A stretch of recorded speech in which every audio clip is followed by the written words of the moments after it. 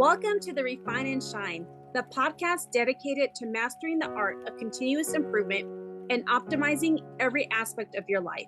I'm Angelina Rivera, your host, and together we'll uncover the secrets to refining our lives, our habits, and our processes to unlock our inner brilliance. Join us on Refine and Shine, where we'll delve deep into achieving more in life without the burnout and without all the stress. This podcast is your platform for a more fulfilling life through continuous improvement and personal growth. In each episode, I and a diverse array of guests discuss practical strategies for up-leveling every aspect of your life. From developing good habits and organizing your space to refining your mindset and personal goals, we're going to explore it all. Our guests share personal stories about the systems they've developed or systems they've used and the tweaks they've made in their lives when refinement was needed, allowing them to truly shine. Listen to Refine and Shine to learn how you can implement continuous improvement techniques in your daily routine, develop and maintain healthy habits that lead to success and satisfaction, organize your life to reduce the stress and increase your productivity, foster a growth mindset that propels you to new heights. My mission is to inspire you to take bold action, make positive changes, and become the best version of yourself. Whether you're aiming to elevate your career, nurture meaningful relationships, or enhance your overall well-being, Refine and Shine is your guiding light. With over 25 years of experience in continuous improvement, I help businesses streamline their processes, establish efficient work areas, and implement standard work protocols. I have trained over 600 individuals and teams in process improvement, optimizing workflows, and enhancing overall operational efficiency. Tune in every week as we embark on an enlightening journey, exploring paths to refinement and illuminating the way to shine in every area of our lives. Subscribe now and join us on this journey to polish your life and let your best self shine through. Thank you for joining us on Refine and Shine. Hello, everyone. Welcome back to another episode of Refine and Shine podcast. I am so excited for my guest today because I think that they're going to just educate us on so much and I'm just kind of inspired about what they're creating, and I just want you guys to all hear what they're doing and how they're making an impact. My guest today is David Homan. Sorry about my voice. He is the founder and CEO of Orchestrated Connecting. It's a global community of connectors, orchestrated opportunities, and impact-focused advisory firm, and Soar Connect, a startup focused on the strength of authentic relationships. And you guys all know I'm all about authenticity. He hosts a podcast called Orchestrated, focused on developing relationship value, is an active classical composer, which I think is really cool, and is a proud father of two. From middle-class beginnings as the son of a college professor father and a nonprofit-focused mother, he has built a network reaching into the most private and incredible circles globally while maintaining a code of purposeful community building called Orchestrated Connecting. So thank you, David, for being a guest here today. It's such a pleasure, and thank you for having me. What I love is that you brought up your beginnings in your bio, which I think is so important, is that you were the son of a father who was a professor, so he was making an impact, and then your mother was running nonprofits. And so just kind of tell us, has that shaped you who you are, and kind of just take us back to the beginning and then how you became this founder of, of all these great things.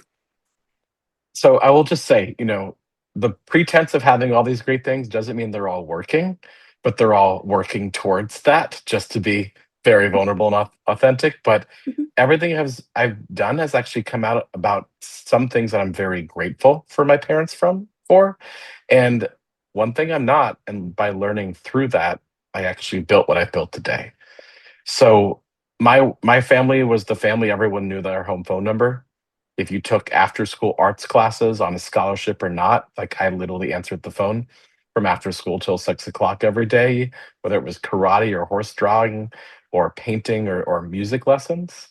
And then at night, Thursday through Saturday, somebody would be going with me to see my dad's latest direction of King Lear or Hamlet or Stoppard or Beckett or Pinter. So it's very, very artistic family. I love that you find classical music cool. Most people, they might say cool, but then they never listen because that's the plight of an actual living composer. Mm-hmm.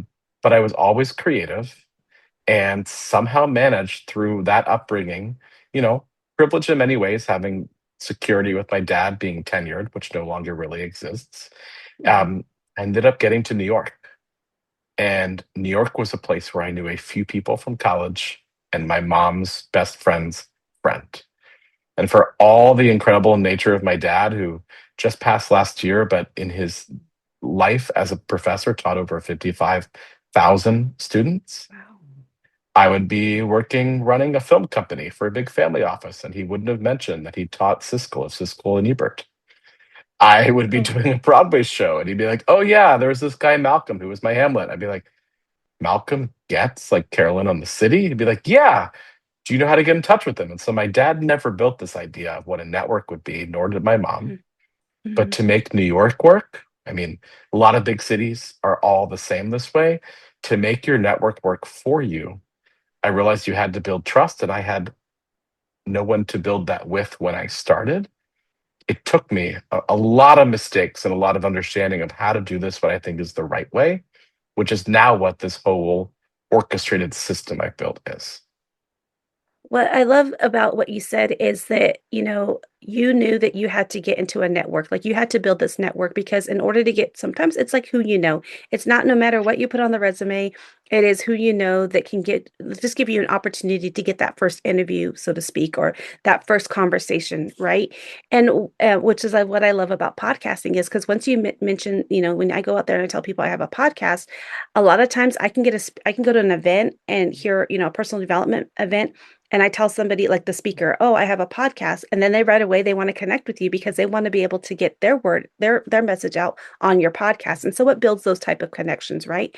But what I So love is 100%. I just want to say though, the biggest skill podcasters have isn't just that they have it, it's all the people you built trust with while interviewing them. Mhm, And once you've had somebody as a guest, it's rare unless they're really captivating, you'll have them back. mhm, And most of my world is people forgetting about the currency that they built trust with, which in mhm, your case would be all the people you've interviewed that you've helped promote are a very intentional network, mhm. which may not be relevant for you, but might be relevant for somebody else. Yeah. Actually, a majority of the people that I have interviewed, I have continued relationships with them. I've continued to have conversations. We've continued to like I've actually became it's kind of funny, but I had somebody on in the summer. I hadn't physically met them ever. We actually just got to meet in person a couple of weeks ago, and we had such a great time. We spent the week together, and I love that. because we built relationships. But was gonna say too is that you mentioned that you made mistakes, and a lot of people are so fearful of going out there to do something because they don't want to make a mistake. But my thoughts are when you make a mistake, it's just a lesson. It's just like, okay, I now how do I do this so that what do I need to correct? I'm a continuous process improvement guru, and I'm like, if I make a mistake, okay, how can I fix it? Or, what can I do the next time so that I can get sustainable results? And how can I scale better, right? Not only do I agree with that, I'll take it to a little higher level. I got really tired not only making mistakes, but copying the way people did things because I assumed that the way things were done is the way I should do it. Mhm, And so, I had a really tumultuous 3 years in middle school. I got sick when I was in sixth grade. So I was very socially awkward. I mean, I might have had this, gregarious Shakespearean father, and now I've learned how to really speak really well. But you put me in a room of peers or little me next to like a bunch of girls I thought were cute, and like I was speechless. And so many events to this day make you feel like you're that unpopular kid in middle school. You walk in, there's a couple loud people, usually tall or really pretty at a bar talking. There's a couple of people on their phones, or most are. There doesn't have this energy that you feel welcome. And mhm. that's how I felt every event I went to. Even in the height of New York and galas and networking events, I felt that way every single time. So I did these stupid innovations for the events I run for my private community, which is in its 11th year now, where the minute you walk in, you're greeted with a handshake or a hug, or if somebody's neither of those, like a huge, big smile. And Mhm. then within the first few minutes of coming and grabbing food, I put you in a small group, or the people I think you should meet, you get to meet. And it's not that hard. I mean, it takes a little more effort, but people walk into my event and they realize my events were designed for introverts, for people having a bad day, and that all the other ways people throw events, you go to a big conference and you don't know who matters or if you matter. Who wants to walk around feeling that way? And so I took these small things. My mistake was doing it the way other people did. Let's all meet at this bar. I'll get the great group of people. You're all great. You're all here. Something magical must happen. And then I take the same thing and I go, Angelina, you're coming to my event in LA third week of March, and you're going to meet my friend Steve. Steve moved from LA to the desert. He just talks endlessly about how it's freezing cold at night and that the sound of all the coyotes and everything scares him, whereas the sound of an ambulance, being a city kid, puts him to sleep. And suddenly, why were you there? What were they about? What do you need from them? All that goes away. The pretense goes away because you connect with vulnerability and curiosity to start. And I got tired of people doing it wrong. So I started doing it right. And every event I've done has been sold out since then, simply because I stopped making the mistakes for myself. I think that that's so important. I actually I've been to numerous events, and those are the ones that make the most impact is when the host of the event, or the person putting on the event, has a greeter, sits you at places where you might be like they assign seating the first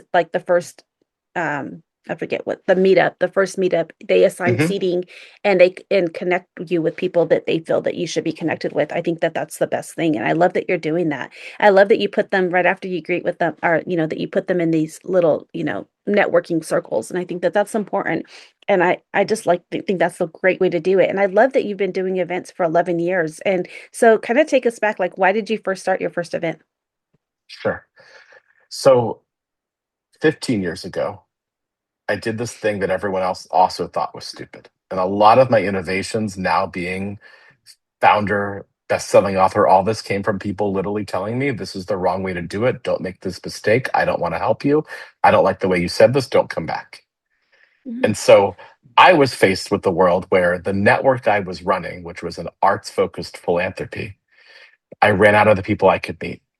And what everyone thought was stupid was diversify my network. I got involved in a gender lens, Latina led investment company focused on health and wellness and a few other things, antithetical to the work I was doing in arts and culture. I got involved in people supporting Black and Brown founders, climate change, mental health, things that you would not look up and think they equaled. David will make connections for the arts. And 2 years later, everyone I met, 85% of the people for the charity I was running, came through that network that everyone thought I was naive, misguided for building. I built Mm. with intent and purpose without an expectation of an outcome. By doing that and helping those people, I built what now I call an intentional community, and I still didn't see it. And so go from that 5 years before I built my network to what made me start that first event. Every day was a call from somebody I admired whose father ran the United Nations, to their sister built this billion-dollar company, to they used to be a musical theater actress, but they were couldn't make my meetup because they were going to hang out with Jimmy Buffett. So everyone was super connected, but they weren't the fame. They were the person with the trust of that fame. And I would think, wow, well, they know everyone, they know every celebrity, they know every family office in real estate, in hospitality. And they would come to me and ask me for interest they couldn't make for themselves. Mm. And one of them, I finally stopped them, was like, Jonathan, why did you ask me this question? And he goes, to be clear, you're my first call for everything. And you always know the person who knows the person. You are a connector of connectors. So I thought, well, crap, I've been messing up because all these people I'm connecting love and trust me. I love and trust them. They don't know each other. And they were at my Mhm. birthday party together. They went with me to play pool. Like they've been around each other, but I didn't transfer that trust in the proper way. What happens if I only take these connectors, since I'm a connector of connectors, and I put them in a room with a very specific structure, the first part of which I've already described? Let's see what happens. Well, 11 years later, I run the largest global network of connectors on the planet. It is not a business. I charge no membership. I take no sponsorship. I do events at cost.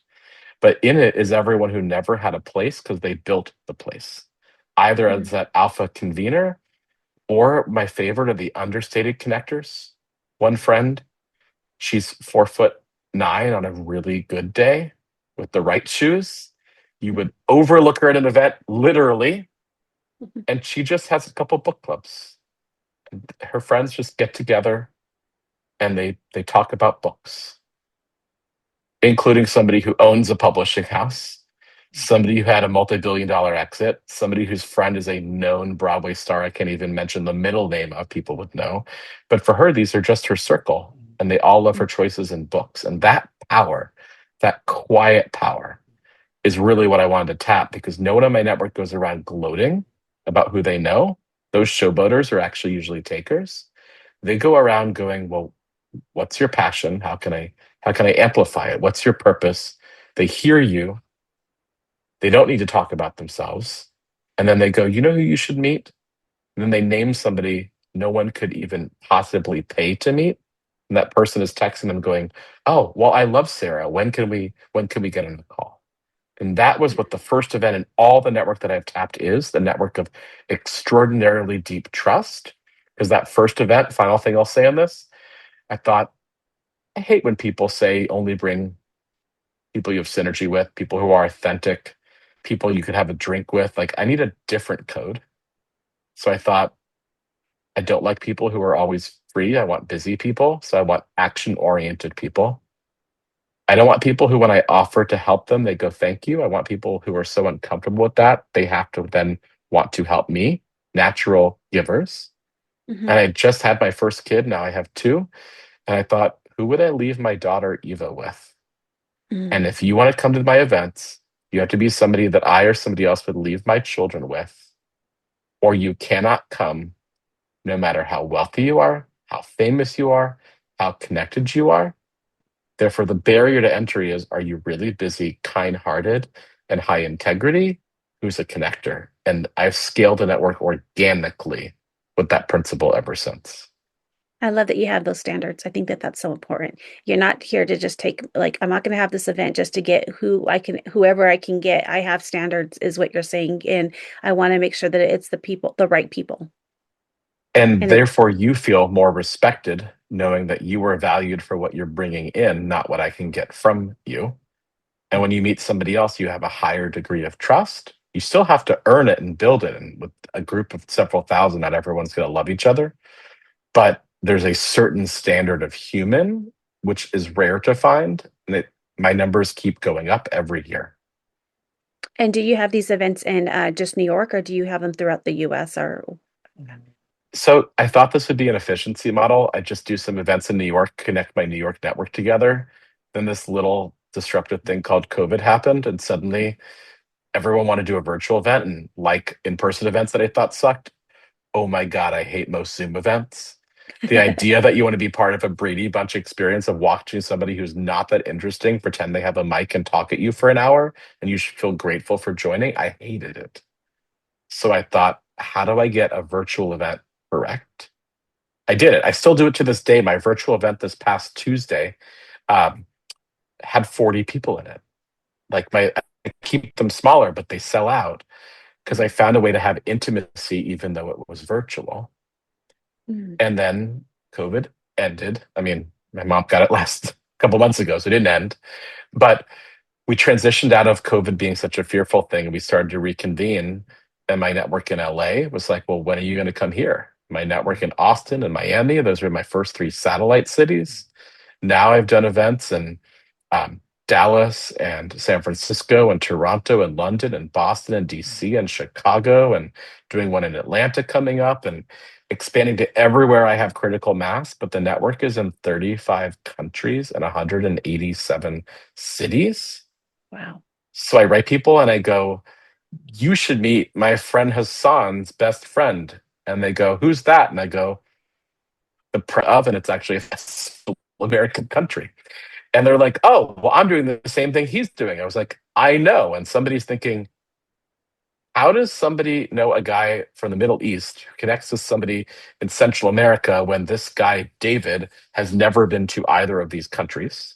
And Mhm. it's the nature of a global network. So now virtual, 9 active cities, expanding to hopefully 10 to 15 in the next several years.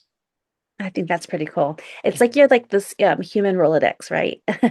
Yes, and that's where I decided to build a startup because I couldn't find a technology that could solve this. So I've now raised, about to announce the close of my pre-seed round and innovate a technology that keeps that trust intact, takes the system of what orchestrated is, but gives everyone, whether they're a connector or not, the toolkit that they need.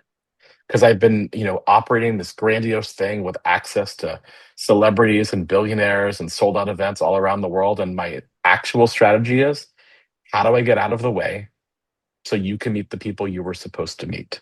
And if I do that right over and over again, then you connect to the people that they didn't know they were supposed to meet. And that leapfrog effect, that ripple effect, is what makes my network actually strong, because we're all sitting here with technology not able to optimize or augment us, or right now we're worried it's going to replace us. And I don't believe anything technological will actually change human connection.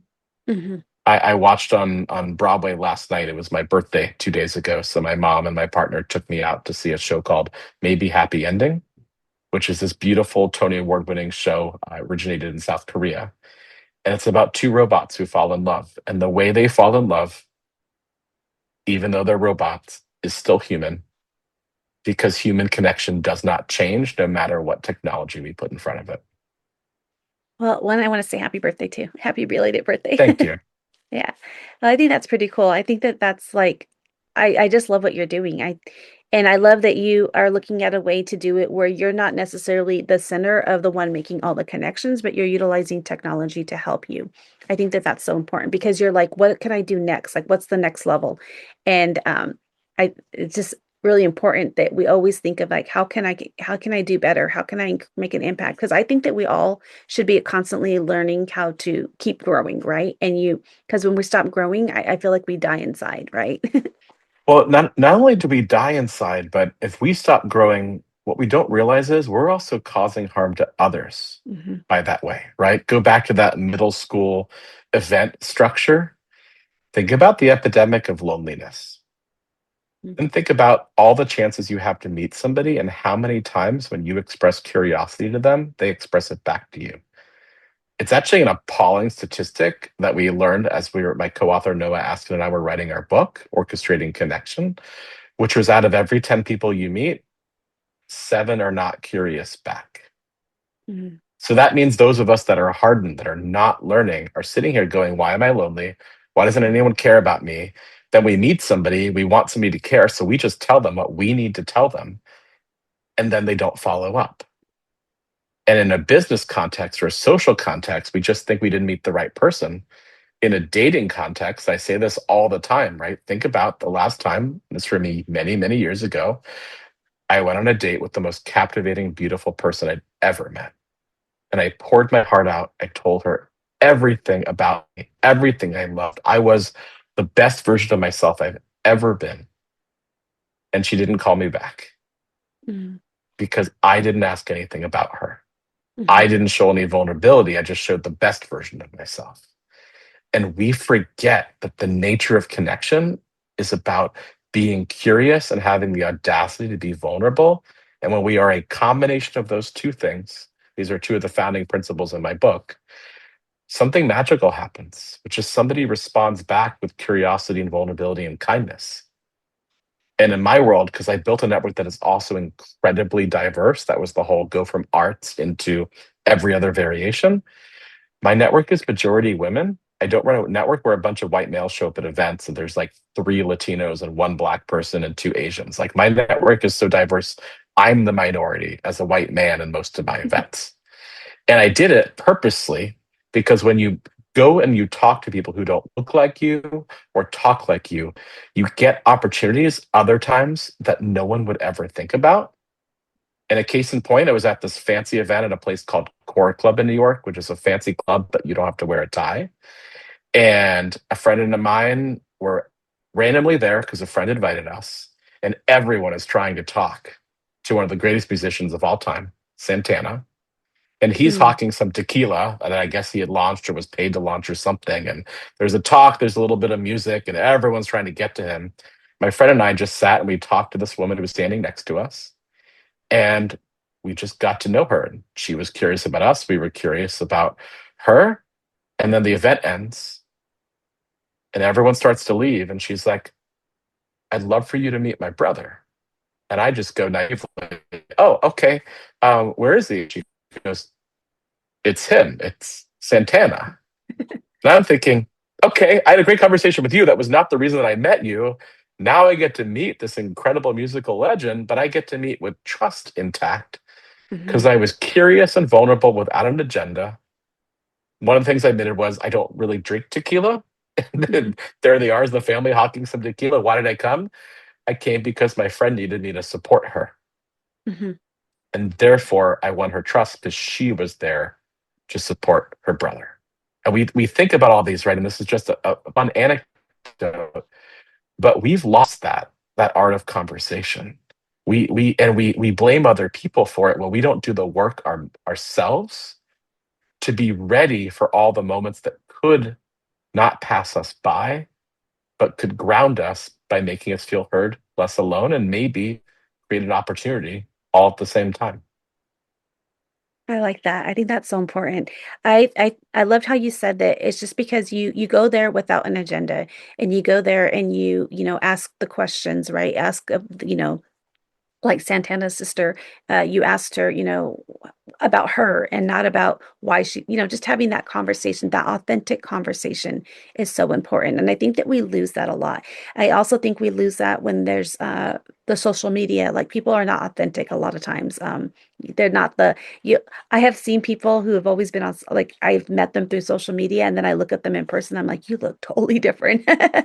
Yeah, but we all know we're living the lie of that, right? Like if I ended up meeting you at an event, I introduce you to somebody, I go, "This is my Facebook friend," or "This is my LinkedIn first degree," or "Come meet Tony. He follows me on Instagram." Like we know it's not real. Yeah. And I'm not saying that there cannot be depth. And like some of my friends are incredible influencers and change the world of sustainability and sustainable food and mental health and all this. So I don't mean to downplay it because it's a Right. powerful thing, but it is simply a tool to get to one on one. Do we have Yes. an energy with each other? Do we have, in my world of orchestrating things, do we have a resonance? And most people are so afraid of the response, going back to what you said, right? We're so afraid of how somebody's going to respond back to us having the courage to say something. We don't understand that it is actually world's greatest filter. So last year in fall, my life fell apart because my dad, he was 87, lived a full life, but went to the hospital, barely came out, in hospice 3 weeks later, he died. And it still affects me. That birthday I celebrated, I usually don't like my birthday. For anyone who's ever lost a parent, the first of not having a parent alive on your birthday is pretty frigging horrible. And Mhm. everyone's birthday wishes, even if they love you, they don't acknowledge that, feel shallow and empty. And I'm super connected. So I got hundreds of people who wished me love and loved me and wanted me to feel good that day. And I wrote back to the 8 people who said, "This must suck. I remember when it sucked." And all through fall, as this was happening, even to now, I mentioned this to people. Mhm. And when I mentioned this to you, your initial thing was to pause and just to offer me empathy back. But the person who doesn't, that's one of the best gifts you can get. Because this guy, we're going to call him Mike. His name is not Mike. So any of the Mikes in my network, this is not for you. But this guy named Mike was supposed to meet with me while my dad was passing. And I had to cancel a call because, getting a family member home from hospice is an ordeal with no set Mhm. bureaucratic timing. Mhm. And I asked him to check in a week or so. He checks back in 4 days later. He goes, "When can we talk?" I had told him my dad was dying and going into hospice. Mhm. I'm never going to speak to Mike Yeah.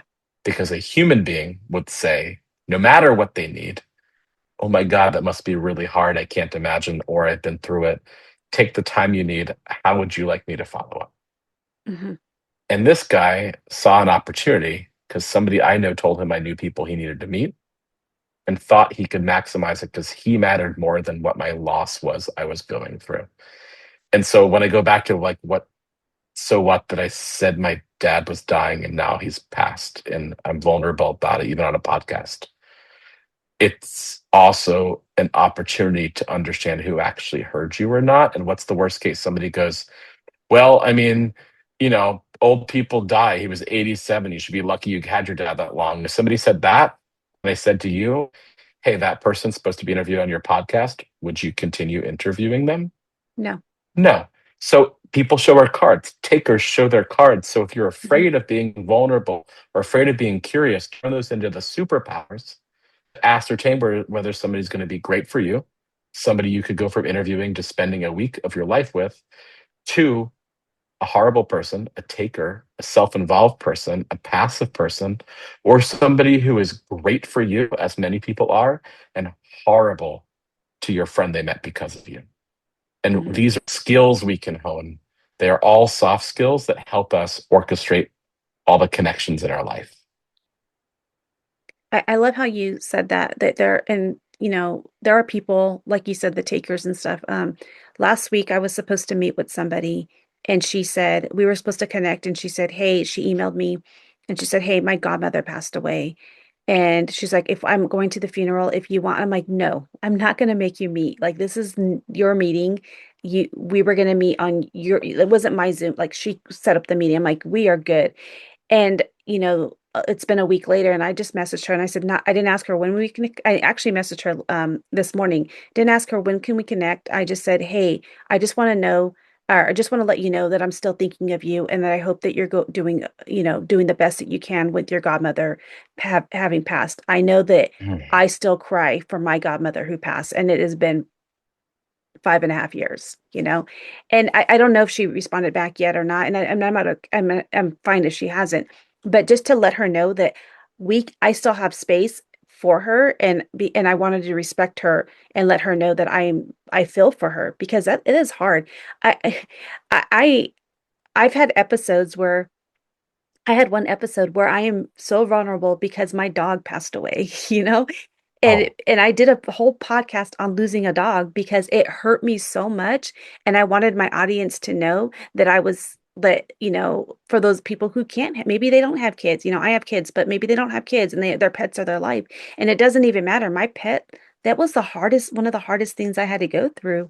On top of, like, I still am thankful I have both of my parents, and but when I've lost people, I can tell you exactly how it felt when I lost my great grandpa, because of how I felt, everything that happened that day. And it happened when I was 10 years old because he was so close to me. Like, I was so close to him.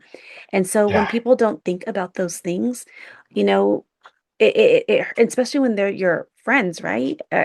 It's hard. And so, my thoughts and prayers to you, and Thank everything you. that you've, Well, even through, like, even, you had your first Christmas without your dad. You had your first birthday without your dad. That is hard. That is hard. Well, I just want to pause to say I'm sorry for your losses. I know we always all experience them, but I remember when I lost my first pet. I mean, we had many, but it never goes away. Hmm. And we might be lucky to have certain people in our lives, children healthy and wise, and not having lost a parent, but losing a godparent. I never had one. These are the things that humanize us. Hmm. And it is hard in this world to think of so many people so closed off. They couldn't even, hearing this, go talk to one of their friends and say, how are you feeling with your loss? And we lose that, and then we lose our sense of humanity, and then we wonder why the world isn't going the way we want to. And I think many people feel that way on all sides of the aisles and faith and everything right now. And I think, okay, well, what's that in between? Because the in between is apathy. The in between is inaction. The in between is that idea, that belief that you can't do anything. And I am one person. I happen to be a multitasker, thanks to my mother. I am one person who has impacted thousands who are impacting millions, because I had the audacity to say, if you want to come to my event, I'm going to leave my kids with you. And if you're going to connect from this, you have to honor everyone who helps you. And if you aren't that thing and you don't honor that thing, you don't get to come back. Mm. And people thought that was stupid. And now look what happened. Not that everything I'm doing is perfect. My startup might fail. My book became a USA Today bestseller. But what that means for anyone who's an author is, put a lot of books under your bed or somewhere else. You have to drudge to places and hope people buy it. But it's all part of the greater goal. And that greater goal was the thing I didn't realize I needed to solve, which was, how do you transfer trust? How do you build relationships at the speed of trust? And why is no one talking about it this way? Why is there a book on generosity, a book on gratitude, a book on curiosity, a book on vulnerability, a lot of books, on this idea of diversity? And I was the first one to write in a systematic way that you need all these things. Mhm. And if you don't, then you don't have a purposeful community. And I'm not trying to be an innovator with it or ruffle feathers for those who feel they've said it, but the world isn't listening to what me or anyone else is saying. Like, we are not listening because we feel too blocked to make a difference. And every day I ask somebody what I can do to help them, then I do it. And I ask them to say thank you, not just to me, but to the person who introduced them to me. Mhm. Not that hard. Now I'm really, really good at what I do with an insane global network to prove this soft skill strategy built greater leverage and access than most people have, all because I led with generosity and curiosity and put all those skills to test every time I interact with somebody. I think that that's so important. And so your book, you just had your book come out, correct? I think it just came out recently. Yeah, this past August, my co-author Noah Askin and I wrote what was our first book together and our first book ever each, which was called Orchestrating Connection: How to Build Purposeful Community in a Tribal World. And is that available like on Amazon and everywhere? Yes, Amazon, Barnes and Noble, all digital, but it was a USA Today bestseller, still continues to sell. The goal was to build a playbook that could heighten what you do if you were at the alpha level of this, but could also help you just get started. And the proof in point is this is what I've done for a decade with my network. It's not theoretical. I've learned from the best people who connect in the business, who all join my network because they see it as something greater than they can do just on their own. Okay. So yeah, I'll definitely have the like when I do the show notes, I'll definitely like make sure I have all the links to you've offered me a lot of great links so that people can connect with you and also order this book. But as we start to wrap up, I would love to know if people wanted to get in touch with you besides your links, like I'll have all your links, but what is the number one best way to get in touch with you? So it's not Instagram, I'll tell you that. I check once in a while, but not really. I put my email up on my website. Mhm. If you Google me hard enough, you can find my cell phone. If somebody is a connector, I want to meet all high integrity connectors. Okay. Otherwise, I lost a long time ago this thing called time. But if people were to listen to my music, to read my book, and it affects them or they have questions, I'm always accessible. I want people to feel like what I'm doing is something they can do, and therefore there's no tower to climb the more this becomes a thing I'm known for. I always want to try to stay as humble as I can and help people who need help as I build it. I think that that's important. And one of the things I wanted to ask you, and we didn't touch on it that much, but you mentioned again the classical music. And so the reason I love classical music is I can play classical music and it helps me think. It helps me when I'm in a thinking state of mind. When I was growing up in middle school, those tough years, right? Um, Yeah. we used to listen to classical music when we were taking algebra. Like our teacher would play it when we were taking tests. And so it was something that I would do it at home just to help me study for the test so that when I was in the same type of state when I was taking Hmm. the test so that I could remember. Music is very powerful that way, and a lot of people don't realize that, but uh, not classical music, but when my son has was ADHD is ADHD, and when he was having a hard time taking tests, I told the teacher, "Could you please put him in the corner?" And the teacher's like, "What?" And I'm like, "Put him in the corner so he doesn't see everybody else finishing before him, because when he sees that, he thinks he's behind.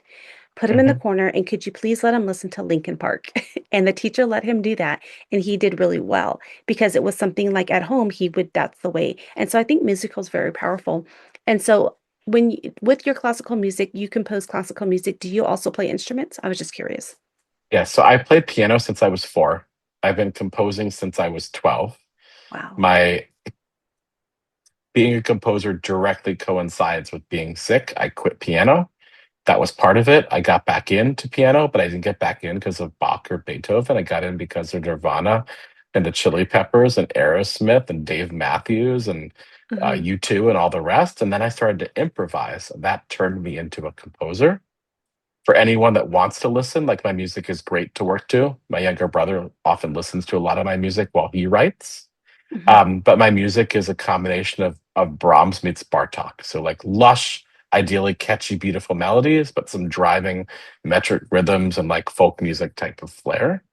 I've written over 210 works, including a lot of stuff you can find on Amazon and iTunes and Spotify, one classical rock album, but the rest is string quartets, a couple orchestral, a lot of chamber music, and then solo piano, including one CD that I'm the pianist on. Oh, I think that's awesome. I think that's great. I'm definitely going to look up some of your music and make my own iTunes playlist with that. So thank you for that. Of Um, course. as we wrap up, though, I thank you, and I will make sure that I have like your links in the show notes. I'll have your website and all the things that you have so that people can get in touch with you. I love that you said if they Googled hard enough, they could find your cell phone. Well, But I put it out there as my event is sold out, but mhm. here's my number. Text me if you want to get on a waiting list. And people learn not to contact you for spam when you're an authentic connector. Because if you do it wrong and I block you, or I remember you, but I don't want to connect again, it's really hard to keep engaging if you don't approach it in the right way. Yeah. So do our due diligence to make sure that we're authentic. And what is our true, like went back to that one person that you said that just wanted, that didn't even have empathy for you or sympathize with you and just like, I just want to meet you so that you can connect me with this person and just use you Hmm. as like a highway, so to speak, as if you're driving, on the freeway instead of like, hey, I want to, respect you and, you know, I'm sorry that you're going through this. No, they just were in it for themselves. And, we Yeah, all have mics and out there. we do. I also have some great mics in my Yeah. network and in my Oh, me too, friend too. world. Yeah. Yeah, we're not We're going to just make that the using new that. the new Karen. Yeah. Like Mike is the new taker name. No. Yeah. No, totally understand that. Um, Another thing that I always ask my guests, though, as we wrap up, is what is a word, some type of word, a phrase, a book, some type of action, anything that they can do today in order to help them refine and shine? So I'll go back to the way I approached building my network. And this is an example I've given a few times, but I want to just make sure that I say it as clearly as I can this time. You've already built your network and community.